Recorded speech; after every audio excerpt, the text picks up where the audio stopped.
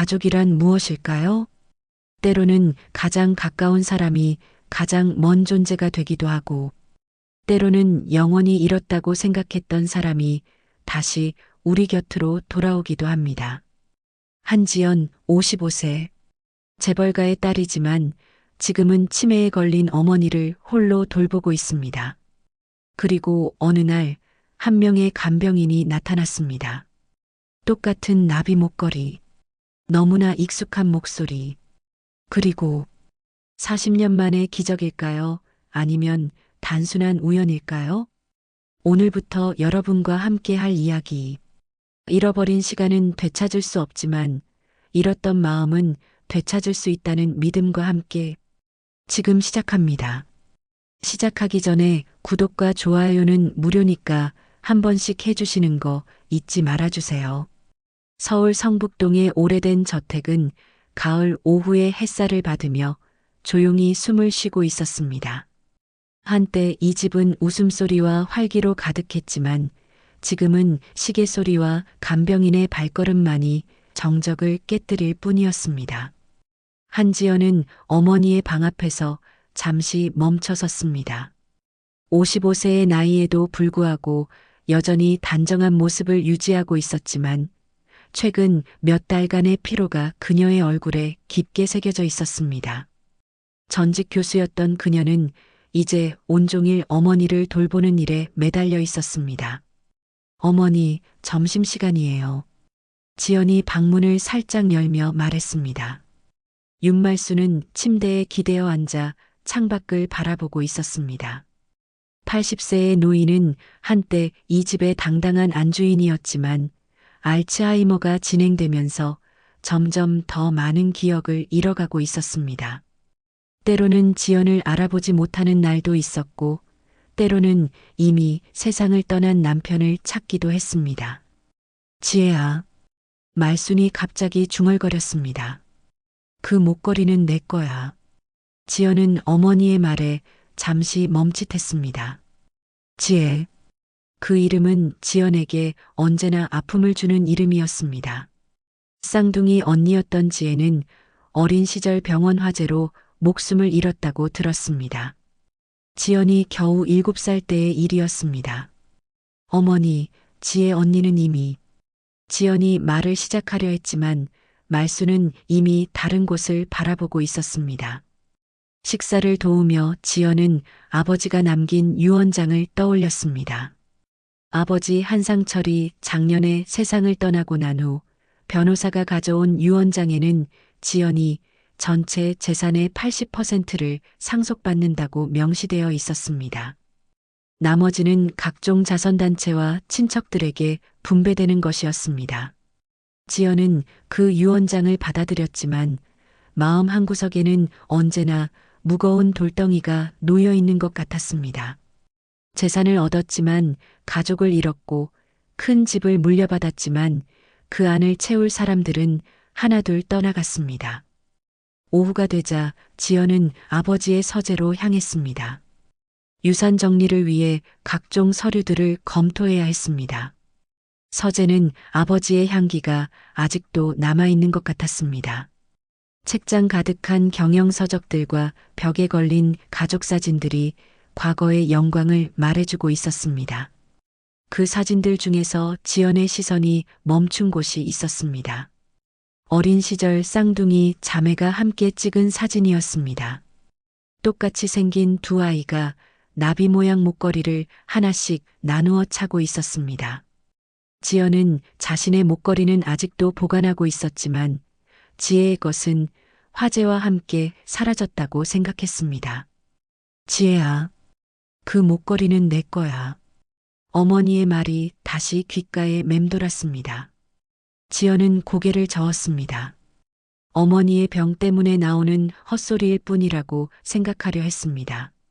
하지만 왜인지 그 말이 마음에서 떠나지 않았습니다. 저녁이 되어 어머니에게 약을 드리려 할 때 말수는 다시 한번 이상한 말을 했습니다. 지혜가 돌아올 거야. 약속했거든. 말순의 눈에는 희미한 기대감이 어려 있었습니다. 지연은 어머니의 손을 잡으며 말했습니다. 어머니, 지혜 언니는 하늘나라에 계세요. 기억하세요? 하지만 말수는 고개를 저었습니다. 아니야. 지혜는 살아있어. 어딘가에서 엄마를 기다리고 있을 거야. 그날 밤 지연은 잠을 이루지 못했습니다. 어머니의 말들이 계속해서 머릿속을 맴돌았습니다. 혹시 어머니가 아는 무언가가 있는 것은 아닐까 하는 생각이 들었습니다. 하지만 동시에 그것은 불가능한 일이라는 것도 알고 있었습니다. 다음 날 아침 지연은 간병인을 새로 구해야겠다고 결심했습니다. 혼자서 어머니를 돌보기에는 한계가 있었고 전문적인 도움이 필요했습니다. 인력 소개소에 연락을 하니 경험 많은 간병인을 소개해 주겠다고 했습니다. 윤 간호사라고 하시는 분인데 치매 환자 간병 경험이 많으시다고 하네요. 소개소 직원의 말이었습니다. 지연은 하루빨리 도움을 받고 싶었습니다. 어머니의 상태도 점점 나빠지고 있었고 유산 정리도 서둘러야 했습니다. 무엇보다 어머니의 이상한 말들이 자꾸 신경 쓰였습니다. 월요일 오전 지연은 현관에서 새로운 간병인을 기다리고 있었습니다. 인력 소개소에서 보낸 자료에 따르면 윤 간호사는 50대 중반의 경력자였지만 사진은 제공되지 않았습니다. 다만 치매 환자 돌봄에 특화된 전문가라는 설명만 있었습니다. 초인종이 울렸습니다. 지연이 문을 열자 키가 자신과 비슷한 중년 여성이 서 있었습니다. 깔끔한 간호복을 입고 있었지만 얼굴 대부분이 마스크와 모자로 가려져 있어 정확한 모습을 알아보기 어려웠습니다. 안녕하세요. 윤 간호사입니다. 여성의 목소리는 부드러웠지만 어딘지 모르게 익숙한 느낌이었습니다. 네, 기다리고 있었어요. 들어오세요. 지연이 문을 열어주며 말했습니다. 윤 간호사는 집안을 둘러보며 천천히 걸어 들어왔습니다. 마치 이 집의 구조를 이미 알고 있는 것처럼 자연스러운 발걸음이었습니다. 지연은 그 모습을 보며 묘한 기분을 느꼈지만 대수롭지 않게 여겼습니다. 어머니 방은 이쪽입니다. 지연이 앞서 걸으며 안내했습니다. 윤 간호사는 가방을 내려놓고 조용히 따라왔습니다. 그녀의 목에는 작은 나비 모양 목걸이가 걸려 있었는데 지연은 그것을 보는 순간 가슴이 철렁했습니다. 어린 시절 자신과 지혜가 나누어 가졌던 목걸이와 똑같은 모양이었습니다. 혹시 그 목걸이? 지연이 말을 꺼내려 할 때 말순의 방에서 소리가 들려왔습니다. 누가 와? 누가 와? 말순이 불안해하는 목소리였습니다. 윤 간호사가 먼저 방으로 들어갔습니다. 지연이 뒤따라 들어가니 놀라운 광경이 펼쳐졌습니다. 평소 낯선 사람을 보면 불안해하던 말순이 윤 간호사를 보는 순간 얼굴이 환해졌습니다. 지혜야, 네가 왔구나. 말순이 떨리는 목소리로 말했습니다. 윤 간호사는 잠시 멈춰 섰다가 말순에게 다가갔습니다. 안녕하세요. 앞으로 어머니를 돌봐드릴 간호사입니다. 그런데 말순은 윤 간호사의 손을 꼭 잡으며 눈물을 흘렸습니다. 지혜야, 정말 너구나. 엄마가 얼마나 기다렸는데. 지연은 그 모습을 보며 당황했습니다. 어머니가 윤 간호사를 지혜로 착각하는 것은 분명했지만 왜 이렇게까지 확신하는 것인지 이해할 수 없었습니다. 어머니, 이분은 간호사님이세요. 지혜 언니가 아니에요. 지연이 설명했습니다. 하지만 말수는 고개를 저었습니다. 몰라. 엄마는 안다. 지혜의 냄새, 지혜의 손길. 다 똑같아. 윤 간호사는 말순의 손을 부드럽게 어루만지며 말했습니다. 편안하게 쉬세요. 제가 잘 돌봐드릴게요. 그 순간 지연은 소름이 돋았습니다. 윤 간호사의 목소리가 어린 시절 기억 속 지혜의 목소리와 너무나 닮아 있었기 때문입니다. 물론 세월이 흘러 변했겠지만 그 특유의 따뜻한 톤은 똑같았습니다. 오후가 되자 윤 간호사는 능숙하게 말순을 돌보기 시작했습니다. 약 시간을 정확히 지키고 식사도 거부감 없이 받아먹게 했습니다.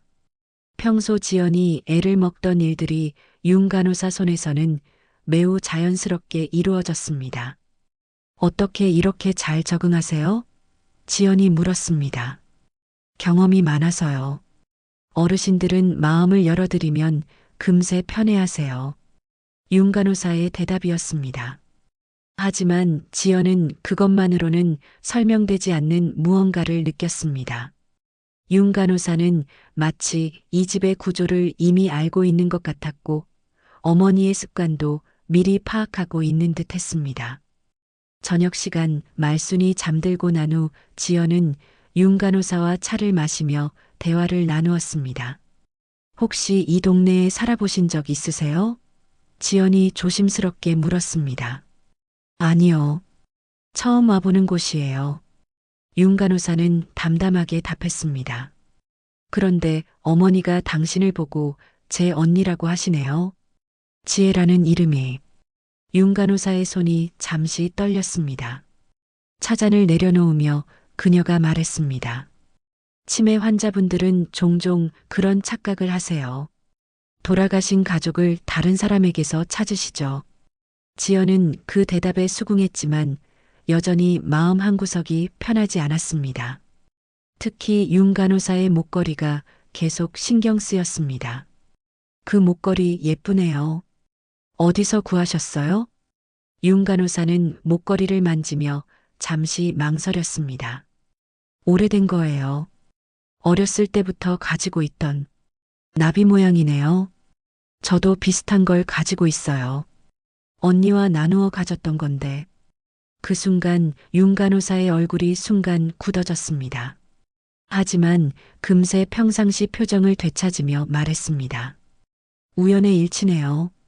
그날 밤 지연은 또다시 잠을 이루지 못했습니다. 윤 간호사의 모든 것이 의문투성이었습니다.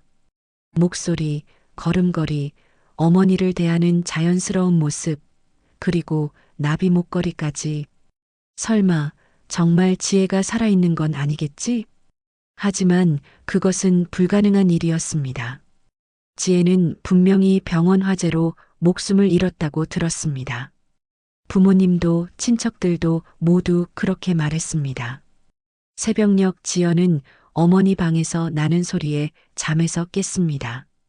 살며시 방문을 열어보니 윤 간호사가 말순의 손을 잡고 작은 목소리로 무언가 속삭이고 있었습니다. 엄마, 미안해. 이제야 돌아왔어. 지연은 그 말을 듣고 심장이 쿵쾅거렸습니다. 하지만 더 가까이 다가가기 전에 윤 간호사가 돌아보는 바람에 얼른 자신의 방으로 돌아갔습니다. 다음 날 아침이 밝았지만 지연의 마음은 여전히 어둠 속에 있었습니다. 진실을 알아야겠다는 생각이 점점 강해졌습니다. 지연은 윤 간호사가 어머니를 돌보는 동안 서재로 향했습니다. 마음 한구석에서 계속 울리는 의문의 목소리를 더 이상 무시할 수 없었습니다. 아버지가 남긴 서류들 중에서 과거 기록을 찾아보기로 했습니다. 먼지가 쌓인 파일 상자들을 하나씩 열어보며 지연은 오래된 신문 스크랩들을 발견했습니다. 아버지는 평소 중요한 기사들을 모아두는 습관이 있었는데 그 중에서 20여 년 전 병원 화재 사건에 관한 기사들이 있었습니다.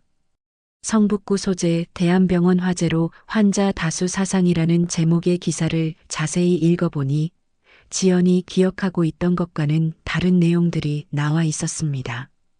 기사에는 화재로 인한 사망자 중 신원 미확인 시신 한 구가 있으며 실종자 명단에는 7세 여아 한 명이 포함되어 있다고 적혀 있었습니다. 지연의 손이 떨렸습니다. 실종자라는 표현은 시신이 발견되지 않았다는 뜻이었습니다. 그동안 가족들로부터 들었던 것은 지혜가 화재로 사망했다는 것이었는데 실제로는 시신조차 확인되지 않았던 것입니다. 더 자세한 내용을 찾기 위해 지연은 당시 병원 관계자와 소방서 기록까지 뒤져보았습니다. 인터넷 검색을 통해 찾아낸 자료들을 종합해보니 충격적인 사실이 드러났습니다. 화재 당시 건물 뒤편에서 한 명의 어린 여자아이가 구조되었지만 신원을 확인하기 전에 혼란 속에서 행방불명되었다는 기록이 있었습니다. 그럼 지혜는 정말 살아있을 수도 있다는 건가? 지연은 중얼거렸습니다. 그때 어머니 방에서 윤 간호사의 목소리가 들려왔습니다. 지연은 조용히 방 근처로 다가가 귀를 기울였습니다. 엄마, 지혜가 많이 보고 싶었죠? 이제 옆에 있을게요. 윤 간호사의 목소리였습니다. 우리 지혜, 정말 니구나. 엄마가 매일 기도했는데. 말순의 목소리는 평소보다 훨씬 또렷했습니다. 지연은 가슴이 쿵쾅거렸습니다. 어머니의 알츠하이머 증상은 분명했지만 때로는 과거의 기억이 생생하게 되살아나는 순간들이 있었습니다.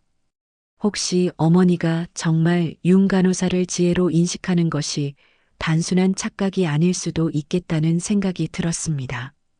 오후에 지연은 윤 간호사와 단둘이 있을 기회를 만들었습니다. 어머니가 낮잠을 자는 사이 거실에서 차를 마시며 조심스럽게 질문을 던져보았습니다. 혹시 어린 시절에 병원에 입원해 보신 적 있으세요? 지연이 물었습니다. 윤 간호사는 찻잔을 든 손을 잠시 멈췄습니다. 왜 그런 걸 물어보세요? 그냥 어머니가 당신을 보고 하시는 말씀들이 너무 구체적이라서요. 단순한 착각치고는 치매 환자분들의 기억은 복잡해요. 과거와 현재가 뒤섞이기도 하고 간병인을 가족으로 여기는 경우도 많습니다. 윤 간호사는 능숙하게 대답했습니다. 하지만 지연은 포기하지 않았습니다. 그 나비 목걸이 말인데요. 정말 어렸을 때부터 가지고 계셨던 거예요? 윤 간호사의 표정이 굳어졌습니다. 네. 그런데 왜 자꾸 목걸이에 관심을 보이세요? 저희 자매가 어렸을 때 똑같은 목걸이를 나누어 가졌거든요. 그런데 언니 것은 화재 때 잃어버렸다고 들었는데 그 순간 윤 간호사가 갑자기 일어났습니다. 어머님 깨셨나 봐요. 들어가 보겠습니다. 실제로는 어머니 방에서 아무 소리도 나지 않았지만 윤 간호사는 서둘러 자리를 피했습니다. 지연은 그 모습을 보며 더욱 확신을 가지게 되었습니다. 분명히 숨기고 있는 무언가가 있었습니다. 그날 저녁 지연은 어머니의 방을 정리하다가 침대 밑에서 오래된 상자를 발견했습니다. 먼지가 쌓인 상자를 열어보니 오래된 사진들과 편지들이 들어 있었습니다. 그 중에서 어머니의 일기장을 발견한 지연은 가슴이 두근거렸습니다. 일기장을 펼쳐보니 화재 사건 이후의 기록들이 나와 있었습니다. 지혜를 잃고 나서 매일이 지옥 같다. 연이라도 살아있어서 다행이지만 지혜에 대한 죄책감이 나를 괴롭힌다. 그날 내가 다른 선택을 했다면 상철이는 지혜가 죽었다고 하지만 나는 아직도 믿을 수 없다. 시신도 찾지 못했는데 어떻게 확신할 수 있단 말인가. 지혜를 살리기 위해 난 그 애를 보내야 했어. 잘못했단 말도 못했어. 마지막 문장을 읽는 순간 지연은 온몸에 소름이 돋았습니다. 어머니가 지혜를 보냈다는 표현은 무엇을 의미하는 것일까요? 단순히 병원에 입원시켰다는 뜻일까요? 아니면 다른 의미가 있는 것일까요? 더 읽어보니 충격적인 내용이 나왔습니다. 지혜가 살아있다면 언젠가는 집을 찾아올 것이다. 그때까지 기다려야겠다. 연희에게는 아직 말할 수 없다. 너무 어리고 상처받을까봐. 지연은 일기장을 덮고 깊은 한숨을 쉬었습니다. 어머니는 처음부터 지혜가 살아있을 가능성을 염두에 두고 있었던 것입니다. 그리고 지금 나타난 윤 간호사를 보고 그 오랜 기다림이 끝났다고 생각하는 것일 수도 있었습니다. 하지만 여전히 확실하지 않았습니다. 윤 간호사가 정말 지혜일까요? 아니면 단순한 우연의 일치일까요? 그때 문득 어머니 방에서 소곤거리는 소리가 들렸습니다. 지연은 살금살금 다가가 문틈으로 안을 들여다보았습니다. 윤 간호사가 말순의 이마에 손을 대고 작은 목소리로 말하고 있었습니다. 엄마, 지혜예요. 정말 지혜가 돌아왔어요. 이제 엄마 곁을 떠나지 않을게요. 말순은 눈물을 흘리며 윤 간호사의 손을 꼭 잡고 있었습니다. 지혜야, 엄마가 얼마나 미안했는지. 그날 너를. 괜찮아요, 엄마. 다 이해해요. 이제 그런 얘기는 하지 마세요. 지연은 그 광경을 보며 눈물이 났습니다. 만약 윤 간호사가 정말 지혜라면 이 모든 상황이 설명될 수 있었습니다. 하지만 아직도 확신할 수는 없었습니다. 다음 날 아침 지연은 결심했습니다. 진실을 알아내기 위해서는 더 적극적인 방법이 필요했습니다. 과거의 기록을 더 자세히 조사하고 윤 간호사의 정체를 명확히 밝혀내야 했습니다. 지연은 윤 간호사가 어머니를 돌보는 동안 병원에 전화를 걸었습니다. DNA 검사를 통해 확실한 답을 얻고 싶었습니다. 하지만 본인의 동의 없이는 검사가 불가능하다는 답변을 들었습니다. 윤 간호사님과 잠깐 이야기할 수 있을까요? 지연이 조심스럽게 말을 꺼냈습니다. 윤 간호사는 말순에게 물을 먹여주다가 지연을 바라보았습니다. 무슨 일이세요? 사실 확인하고 싶은 게 있어서요. 혹시 DNA 검사를 받아보실 수 있을까요? 윤 간호사의 얼굴이 순간 굳어졌습니다. DNA 검사요? 갑자기 왜 그런 걸? 어머니가 당신을 지혜라고 하시니까 혹시나 해서요. 만약 정말 제 언니라면. 말도 안 돼요. 윤 간호사가 단호하게 말했습니다. 저는 그냥 간병인일 뿐이에요. 그런 검사는 받을 수 없습니다. 윤 간호사의 거부 반응이 오히려 지연의 의심을 더욱 키웠습니다. 만약 정말 아무 상관없는 사람이라면 왜 이렇게 강하게 거부하는 것일까요? 그날 오후 지연은 다른 방법을 생각해 보았습니다. 아버지의 금고에서 중요한 서류들을 다시 살펴보기로 했습니다. 혹시 지혜와 관련된 다른 기록이 있을지도 모른다는 생각이었습니다. 아버지의 서재 한 구석에 있는 금고는 지연만 비밀번호를 알고 있었습니다. 금고를 열자 각종 중요 서류들이 정리되어 있었습니다. 부동산 등기부, 보험증서, 그리고 유언장까지. 유언장을 다시 꺼내보니 뭔가 이상한 점을 발견했습니다. 종이의 색깔이 미묘하게 다른 부분이 있었고 글씨체도 완전히 일치하지 않는 것 같았습니다. 지연은 돋보기를 가져와 자세히 살펴보았습니다. 이상하네. 지연이 중얼거렸습니다. 더 자세히 살펴보니 유언장의 일부가 수정된 흔적이 있었습니다. 특히 상속 비율 부분에서 원래 글자 위에 다른 글자가 더 씌워진 것처럼 보였습니다. 금고 안쪽을 더 뒤져보니 또 다른 봉투가 있었습니다. 봉투를 열어보니 또 다른 유언장이 들어 있었습니다. 이 유언장의 내용은 현재 공개된 것과 완전히 달랐습니다. 재산의 50%는 장녀 한지혜에게, 나머지 50%는 차녀 한지연에게 상속한다. 지연은 손이 떨렸습니다. 원래 유언장에는 지혜의 이름이 명시되어 있었던 것입니다. 그런데 현재 공개된 유언장에서는 지혜의 몫이 모두 지연에게 넘어가 있었습니다. 누가 이런 짓을? 지연이 말하다가 멈췄습니다. 유언장 뒷면에는 아버지의 필체로 작은 글씨가 적혀 있었습니다. 지혜가 돌아오면 이 유언장이 진짜다. 규철아, 내가 이걸 보고 있다면 양심에 따라 행동하거라. 규철, 사촌 오빠 이규철의 이름이었습니다. 지연은 갑자기 모든 것이 연결되는 느낌을 받았습니다. 아버지가 돌아가신 후 유산 정리를 도와준다며 자주 집에 드나들었던 규철 오빠가 유언장을 조작했을 가능성이 있었습니다. 지연은 급히 규철에게 전화를 걸었습니다. 오빠, 지금 집에 올 수 있어요? 중요한 얘기가 있어서요. 1시간 후 규철이 도착했습니다. 58살의 규철은 평소보다 초조해 보였습니다. 무슨 일이야, 지연아? 지연은 2개의 유언장을 테이블 위에 나란히 놓았습니다. 이것 좀 보세요. 규철의 얼굴이 순간 창백해졌습니다. 이건 어디서 찾은 거야? 아버지 금고에서요. 오빠가 유언장을 조작한 거죠? 규철은 잠시 말을 잃고 있다가 한숨을 쉬었습니다. 지연아, 사정을 들어봐. 무슨 사정이 있다고 유언장을 위조해요? 위조가 아니야. 삼촌이 돌아가시기 전에 나한테 부탁하신 거야. 지혜는 이미 죽었으니까 그 몫을 내게 주라고. 거짓말 마세요. 뒷면에 아버지가 뭐라고 써놨는지 봤어요.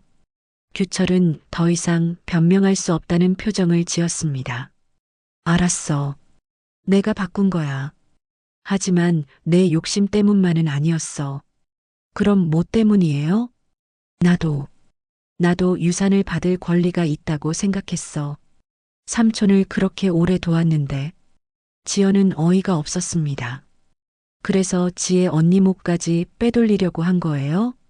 지혜는 죽었잖아. 죽은 사람한테 무슨 유산이 필요해? 지혜 언니가 살아있다면 어떻게 할 거예요? 규철은 비웃었습니다. 살아있다고? 그럴 리가 없어. 20년도 넘게 소식이 없는데. 그때 거실 문이 열리고 윤 간호사가 들어왔습니다. 어머니가 깨셨다며 부축이 필요하다고 했는데 규철을 보는 순간 멈춰 섰습니다. 누구세요? 윤 간호사가 물었습니다. 아, 제 사촌 오빠예요. 이규철이라고. 규철은 윤 간호사를 보더니 이상한 표정을 지었습니다. 어디서 본 것 같은데. 혹시? 윤 간호사는 아무 말 없이 돌아서서 어머니 방으로 들어갔습니다.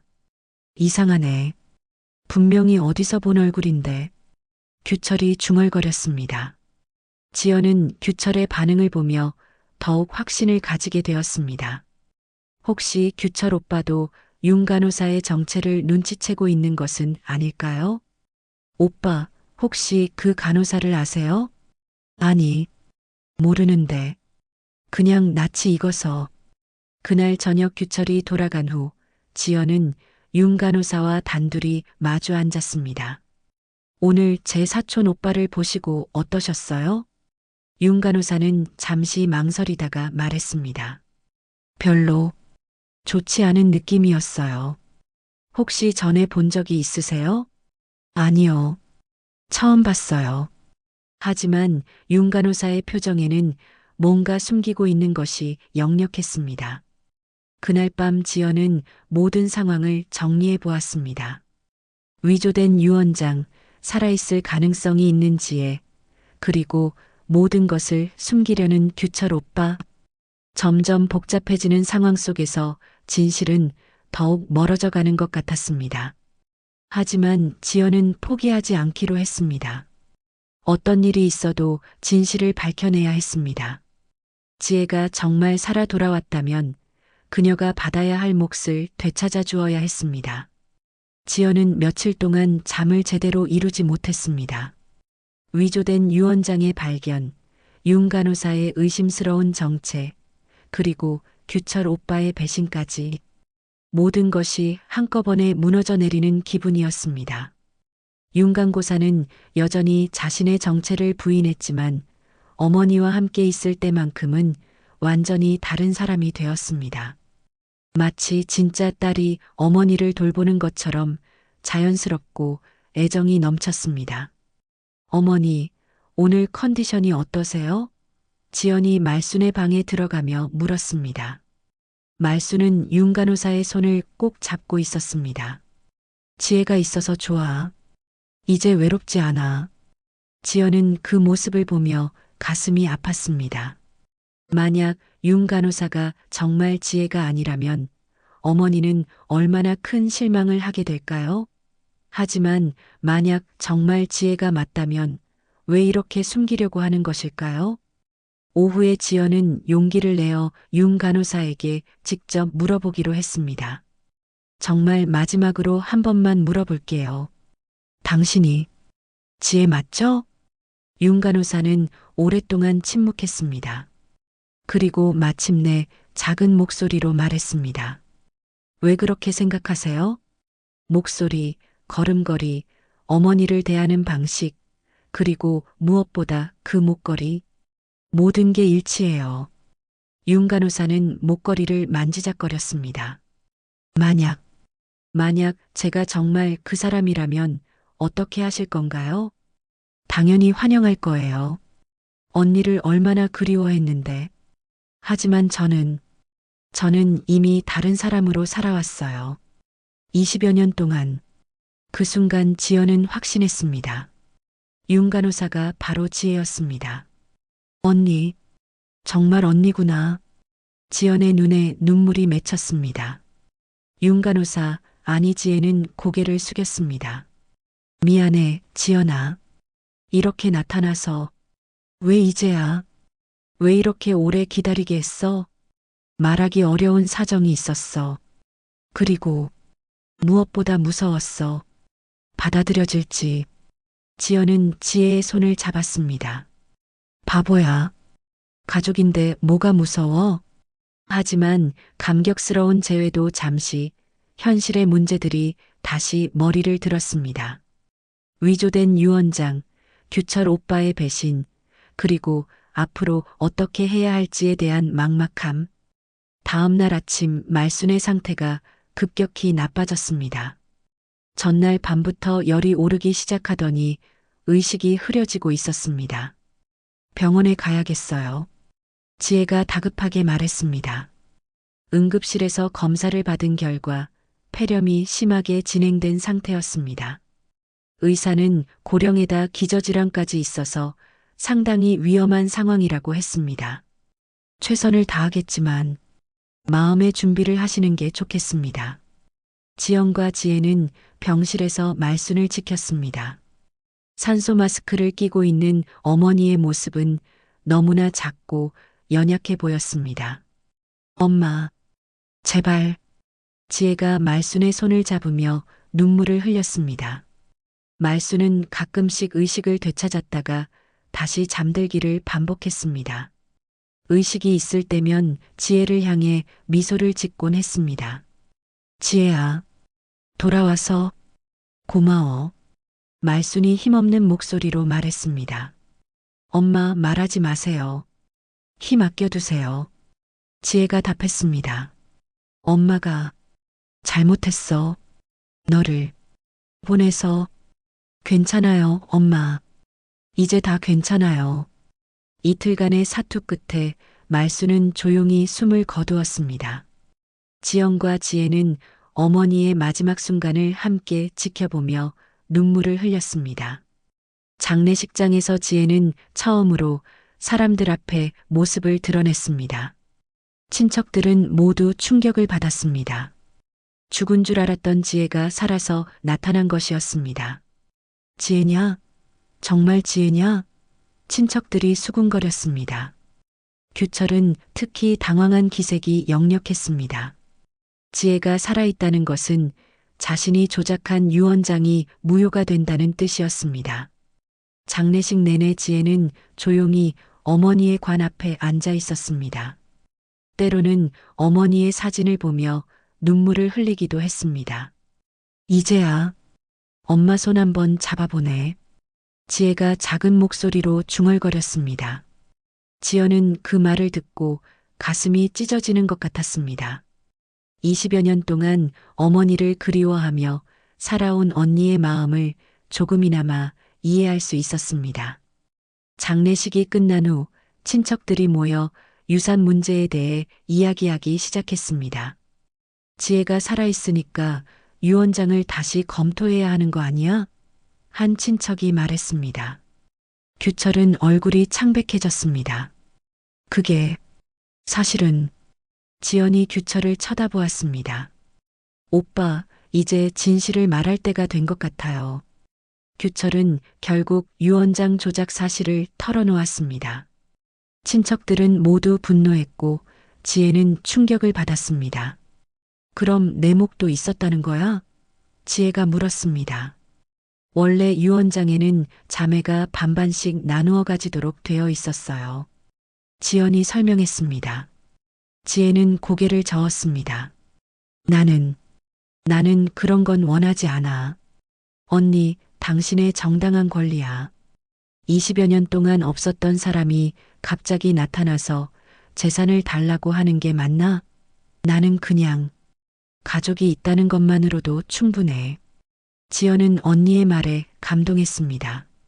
하지만 동시에 안타깝기도 했습니다. 언니가 받아야 할 몫을 포기해야 하는 상황이 억울했습니다. 그날 밤 자매는 오랫동안 이야기를 나누었습니다. 지혜는 화재 이후 어떻게 살아왔는지, 왜 집으로 돌아오지 못했는지를 차근차근 설명했습니다. 기억을 잃었어. 오랫동안. 그리고 기억이 돌아왔을 때는 이미 너무 많은 시간이 흘렀고 무엇보다 가족들이 나를 죽은 걸로 알고 있다는 걸 알았어. 그래도 연락할 수 있었잖아. 무서웠어. 받아들여질지. 그리고 엄마 아빠가 나 때문에 얼마나 힘들어 했을지 생각하니까. 지연은 언니를 꼭 안아주었습니다. 20여 년의 공백을 메우기에는 시간이 필요하겠지만 이제 진짜 가족이 될 수 있을 것 같았습니다. 하지만 여전히 해결해야 할 문제들이 남아 있었습니다. 규철의 범죄 행위, 그리고 진짜 유언장의 효력 문제까지. 앞으로의 길이 순탄하지만은 않을 것 같았습니다. 어머니의 장례를 마치고 집으로 돌아온 자매는 한동안 말없이 앉아 있었습니다. 큰 집은 더욱 적막해졌고 이제 진짜로 둘만 남았다는 현실이 실감났습니다. 언니, 정말로 재산은 포기할 거야? 지연이 조심스럽게 물었습니다. 지혜는 창밖을 바라보며 고개를 끄덕였습니다. 내가 원하는 건 돈이 아니야. 우리가 자매였다는 사실, 그걸 잊지 않으면 돼. 하지만 아버지의 뜻은 아빠도 내가 죽은 줄 알았으니까 그렇게 쓴 거겠지. 이제 와서 그런 걸로 다툴 필요는 없어. 지연은 언니의 너그러운 마음에 감동하면서도 한편으로는 미안했습니다. 20여 년간 혼자 살아오느라 얼마나 힘들었을 텐데 정당한 권리마저 포기하려 한다니. 다음 날 오전 두 사람은 어머니의 유품을 정리하다가 침실 서랍 깊숙한 곳에서 작은 녹음기를 발견했습니다. 테이프에는 지혜에게라고 적혀 있었습니다. 이게 뭐지? 지혜가 녹음기를 들여다보며 말했습니다. 지연이 재생 버튼을 눌렀습니다. 곧 말순의 목소리가 흘러나왔습니다. 목소리는 또렷했지만 떨리고 있었습니다. 지혜야, 엄마 목소리 들리니? 이 말을 언제 들을지 모르지만 엄마가 꼭 하고 싶었던 얘기가 있어. 지혜는 녹음기를 꼭 쥐고 눈물을 흘렸습니다. 그날, 병원 화재가 났던 그날 말이야. 엄마가 너를 보낸 게 아니야. 너희 둘 다 위험했는데 엄마는 선택해야 했어. 누구를 먼저 구할지. 녹음기에서 흐느끼는 소리가 들렸습니다. 연희는 의식을 잃어서 움직일 수 없었고 너는 깨어 있었어. 그래서 너한테 먼저 나가라고 했지. 엄마가 연희를 들고 뒤따라가겠다고. 지혜와 지연은 서로를 바라보며 놀란 표정을 지었습니다. 하지만 연기가 너무 많아서 너를 놓쳤어. 나중에 찾으려고 했는데 이미 너는 사라지고 없었어. 시신도 찾을 수 없었고. 말순의 목소리가 더욱 떨렸습니다. 지혜야, 그날 널 보내고 매일 죄책감에 시달렸단다. 너희 둘 다 사랑했어. 정말이야. 하지만 그 순간 엄마는 어떻게 해야 할지 몰랐어. 살아있다면 언젠가는 집에 돌아올 거라고 믿었어. 그래서 매일 기다렸단다. 지혜야, 엄마를 용서해 줄 수 있니? 녹음이 끝나자 두 자매는 한동안 말을 하지 못했습니다. 지혜는 고개를 감싸 안고 울음을 터뜨렸습니다. 엄마, 미안해요. 엄마를 원망했어요. 지혜가 흐느꼈습니다. 지연도 눈물을 흘리며 언니를 안아주었습니다. 언니, 이제 다 이해했지? 엄마는 우리 둘 다 사랑하셨어. 그런데 왜 이렇게 오래 기다리게 했을까? 내가 진작 돌아왔다면 후회해도 소용없어? 이제라도 진실을 알게 된 걸로 충분해. 그날 오후 규철이 집에 찾아왔습니다. 며칠 전과는 달리 초췌한 모습이었습니다. 지연아, 그리고 지혜, 정말 미안하다. 규철이 고개를 숙이며 말했습니다. 오빠, 왜 그런 짓을 했어요? 지연이 물었습니다. 욕심이었어. 삼촌한테 그렇게 오래 도움을 줬는데 유산에서 내 몫이 너무 적다고 생각했어. 그래서 지혜가 죽었으니까. 그래도 그렇지 유언장을 조작하다니. 규철은 더 깊게 고개를 숙였습니다. 지혜야, 너한테 특히 미안하다. 내가 받을 몫을. 지혜는 조용히 규철을 바라보았습니다. 오빠, 저는 그런 건 상관없어요. 다만, 다시는 이런 일 없었으면 좋겠어요. 정말, 정말 용서해 주는 거야? 가족인데요. 하지만 법적인 문제는 별개예요. 잘못한 건 바로 잡아야죠. 지연도 고개를 끄덕였습니다. 변호사와 상의해서 원래대로 돌려놓을 거예요. 그리고 오빠가 한 일에 대해서는 처벌을 받으셔야죠. 규철은 각오하고 있었다는 듯 고개를 끄덕였습니다. 알겠어. 내가 감당할게. 며칠 후 지혜는 지연에게 놀라운 제안을 했습니다. 지연아, 나 생각이 있어. 무슨 생각? 재산 얘기 말인데. 나는 정말 필요 없어. 대신 그 돈으로 뭔가 의미 있는 일을 해보는 게 어떨까? 어떤 일? 엄마 같은 분들을 위한 거. 치매 환자들과 그 가족들을 도울 수 있는. 지연의 눈이 반짝였습니다. 복지센터 같은 거? 그래. 엄마가 그렇게 고생하셨잖아.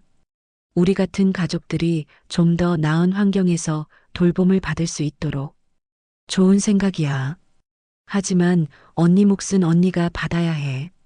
지혜는 고개를 저었습니다. 내가 받든 결국 같은 일에 쓸 거잖아. 우리 둘이 함께하면 되는 거 아니야? 지연은 언니의 제안에 깊이 감동했습니다. 언니, 정말 고마워. 뭐가 고마워? 가족인데. 그날 저녁 자매는 함께 어머니의 사진 앞에 앉았습니다. 나비 목걸이를 하나씩 차고 있는 어린 시절 사진을 보며 추억을 나누었습니다. 우리 정말 똑같이 생겼었네. 지연이 웃으며 말했습니다. 지금도 비슷해. 다만 내가 좀 더 고생한 티가 나지? 그런 소리 하지 마. 언니는 여전히 예뻐. 지혜는 목걸이를 만지작거렸습니다. 이거 그날 화재 때 잃어버렸다고 생각했는데 나중에 병원에서 찾아줬어. 그때는 누구 것인지도 몰랐지만 계속 간직했지. 운명이었나 봐. 그 목걸이가 언니를 다시 집으로 이끌어준 거야. 그런 것 같아. 엄마 곁에 있으면서도 계속 이상했거든. 왜 이렇게 편안한지. 두 사람은 밤늦도록 이야기를 나누었습니다. 20여 년의 공백을 메우기 위해 서로의 삶을 들려주고 앞으로의 계획도 세워보았습니다. 언니, 우리 정말 복지센터 만들어 보자. 그래. 엄마 이름으로 만들면 어떨까? 말순 복지센터.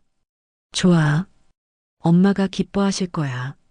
처음으로 두 자매는 진정한 가족이 된 기분을 느꼈습니다. 오랜 기다림과 오해를 뒤로하고 이제는 함께 걸어갈 수 있게 되었습니다. 한 달 후 지연은 변호사 사무실에서 중요한 결정을 내리고 있었습니다. 위조된 유언장의 무효 선언과 규철에 대한 고발 절차를 진행하기로 한 것입니다. 확실히 하시겠습니까? 가족 간의 일이라 조용히 넘어갈 수도 있는데 변호사가 조심스럽게 물었습니다. 아니요. 잘못된 건 바로 잡아야 해요. 그래야 앞으로 이런 일이 반복되지 않을 거예요. 지연의 목소리는 단호했습니다. 지혜도 옆에서 고개를 끄덕였습니다. 법 앞에 가족도 예외는 없어야죠. 변호사는 서류를 정리하며 말했습니다. 그럼 법정에서 모든 사실을 공개해야 합니다. 언론의 관심도 받을 수 있고요.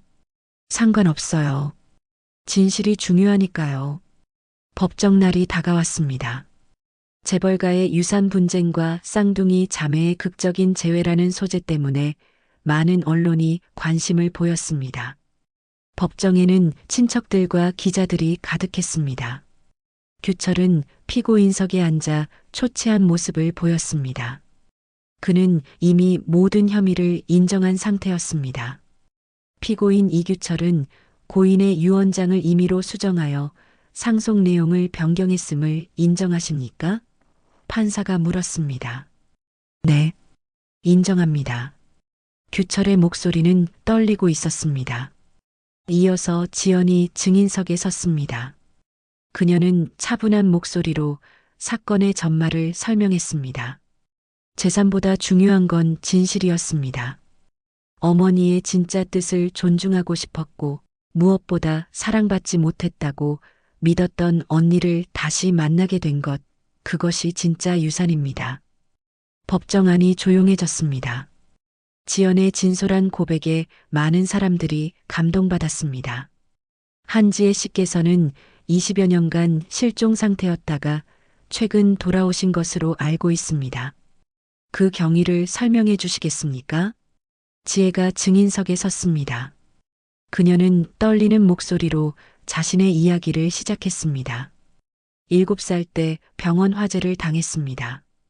어머니가 저에게 먼저 나가라고 하셨고 저는 그 말씀을 따랐습니다. 하지만 연기 때문에 길을 잃었고 그 후 어떻게 지내셨나요? 기억을 잃었습니다. 한 노부부가 저를 걷어주셨고 그분들 밑에서 자랐습니다. 기억이 돌아온 건 성인이 되고 나서였어요. 그런데 왜 가족에게 연락하지 않으셨습니까?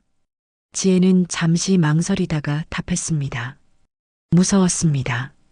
이미 저는 죽은 사람이 되어 있었고 갑자기 나타나면 가족들이 당황할 것 같았어요.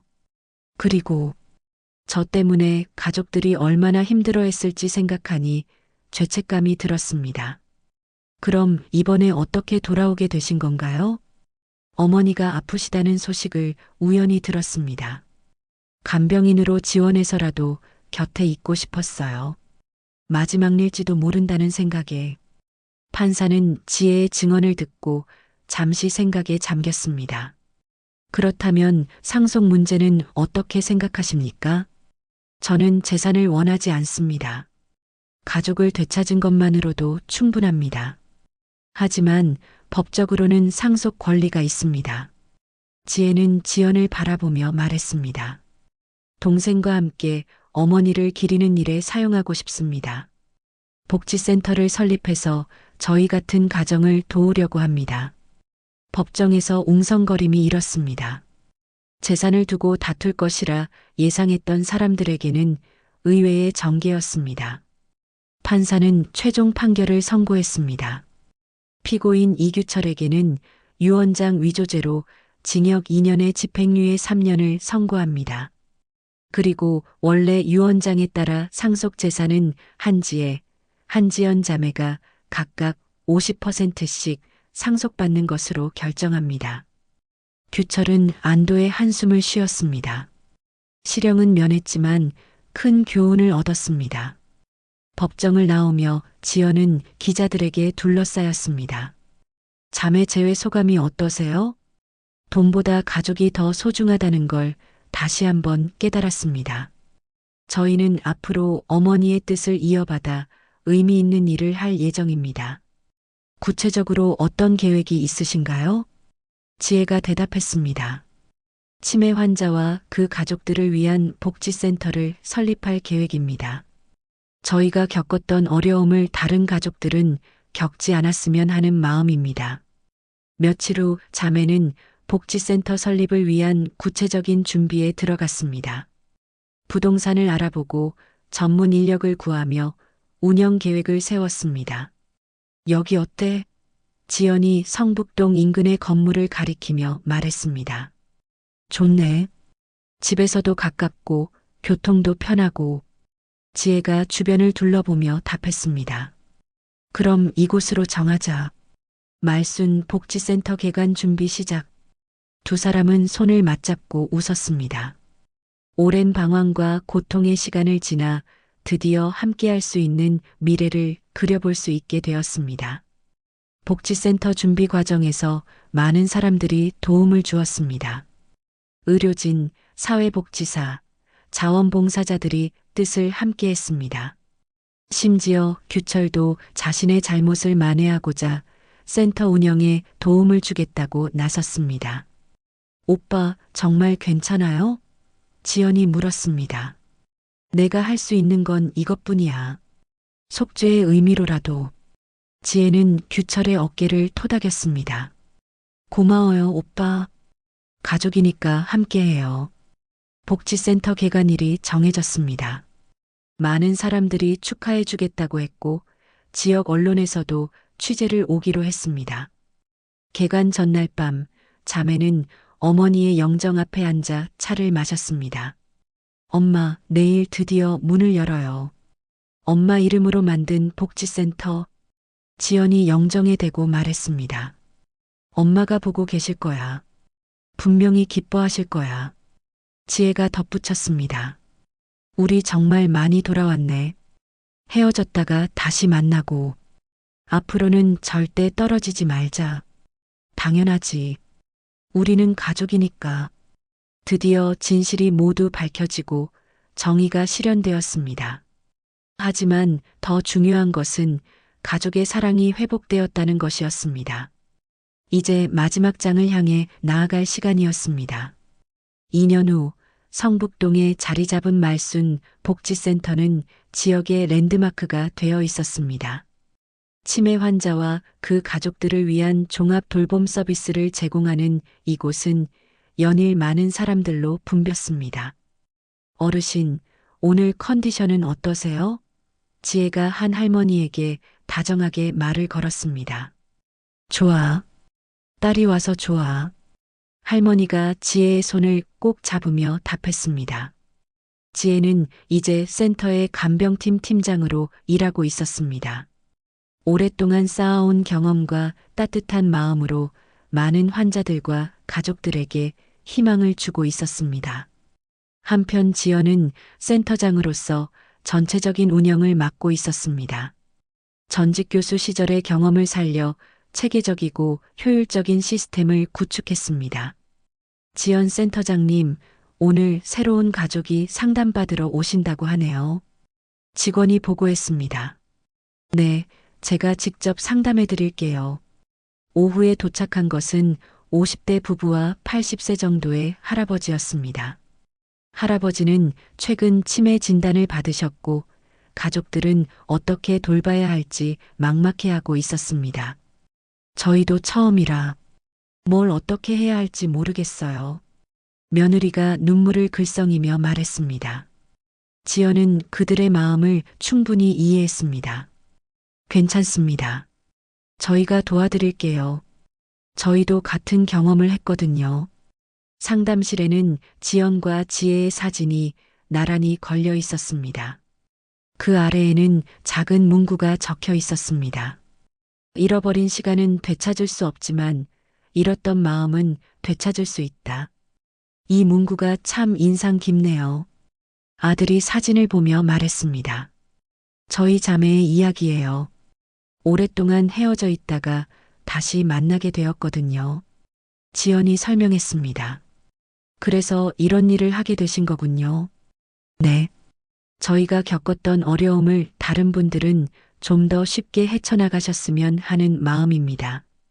상담이 끝난 후 지연과 지혜는 센터 옥상 정원에서 차를 마셨습니다. 이곳은 두 사람이 하루 일과를 마무리하며 대화를 나누는 특별한 공간이었습니다. 오늘도 많은 분들이 오셨네. 지혜가 석양을 바라보며 말했습니다. 그만큼 도움이 필요한 분들이 많다는 뜻이지. 우리가 할 일이 아직 많아. 힘들지 않아? 매일 이런 일을. 지연은 고개를 저었습니다. 전혀. 오히려 보람을 느껴. 우리가 도움을 줄 수 있다는 게 감사해. 지혜도 미소를 지었습니다. 나도 마찬가지야. 어릴 때는 간호사가 되고 싶었는데 이제야 그 꿈을 이룬 것 같아. 언니는 항상 다른 사람을 돌보는 걸 좋아했지. 기억나 어릴 때 동네 길고양이들 돌보던 거? 그랬지? 엄마가 그러지 말라고 하셨는데도 몰래 먹이 주고. 두 사람은 어린 시절 추억을 나누며 웃었습니다. 이제는 그런 기억들이 아프지 않았습니다.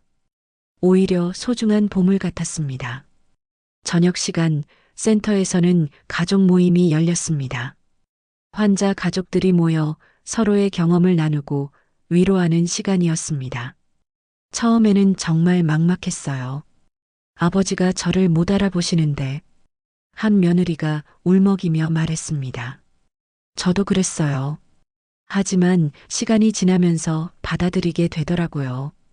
다른 가족이 위로했습니다. 지혜가 앞에 나서서 말했습니다. 모든 분들이 힘드시겠지만 혼자가 아니라는 걸 기억해 주세요. 저희가 항상 여기 있고 서로가 서로에게 힘이 되어줄 수 있어요. 모임이 끝난 후 한 할머니가 지혜에게 다가왔습니다. 선생님 고마워요. 덕분에 많이 위로가 되었어요. 별 말씀을요. 저도 같은 경험을 했으니까 마음을 알거든요. 선생님도 가족을 돌보셨나 봐요? 네. 저희 어머니도 치매를 앓으셨어요. 그리고 오랫동안 가족과 떨어져 있기도 했고요. 할머니는 지혜의 손을 꼭 잡았습니다. 그래서 더 따뜻하신 거군요. 밤이 되어 센터 문을 닫을 시간이 되었습니다. 직원들이 하나둘 퇴근하고 마지막에 자매만 남았습니다. 언니, 오늘도 수고했어.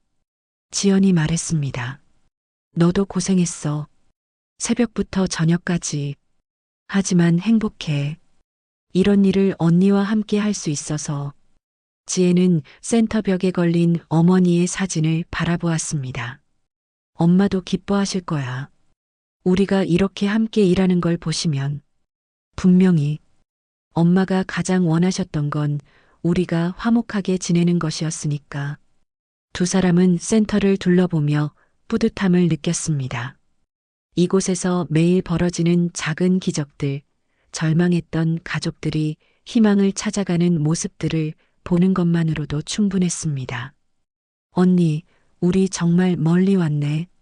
그러게. 20년 전에는 상상도 못했지. 그때는 서로 없다고 생각했으니까. 이제는 절대 떨어지지 않을 거야. 집에 돌아가는 길, 두 사람은 나란히 걸었습니다. 성북동의 밤거리는 조용했지만 그들의 마음은 따뜻했습니다. 내일도 새로운 가족들이 올 거야. 지연이 말했습니다. 그래. 우리가 도와줄 수 있는 한 계속 도와주자. 물론이지. 이게 우리의 사명인 것 같아. 집에 도착해서도 두 사람은 오랫동안 이야기를 나누었습니다. 센터 운영에 대한 계획도 세우고 새로운 프로그램에 대한 아이디어도 나누었습니다. 언니, 정말 감사해. 뭐가? 돌아와줘서. 나 혼자였다면 이런 일은 꿈도 못 꿨을 거야. 지혜는 지연의 손을 잡았습니다. 나야말로 고마워. 받아줘서, 그리고 함께 해줘서. 우리는 가족이잖아. 그래, 가족. 그날 밤 두 사람은 각자의 방에서 평온한 잠에 들었습니다. 오랜 방황과 아픔 끝에 찾은 진정한 행복이었습니다. 말순 복지센터는 계속해서 많은 사람들에게 희망을 주고 있습니다. 그리고 그 중심에는 서로를 되찾은 두 자매가 있습니다. 잃어버린 시간은 되돌릴 수 없지만 잃었던 사랑은 되찾을 수 있다는 것을 몸소 보여주며 살아가고 있습니다.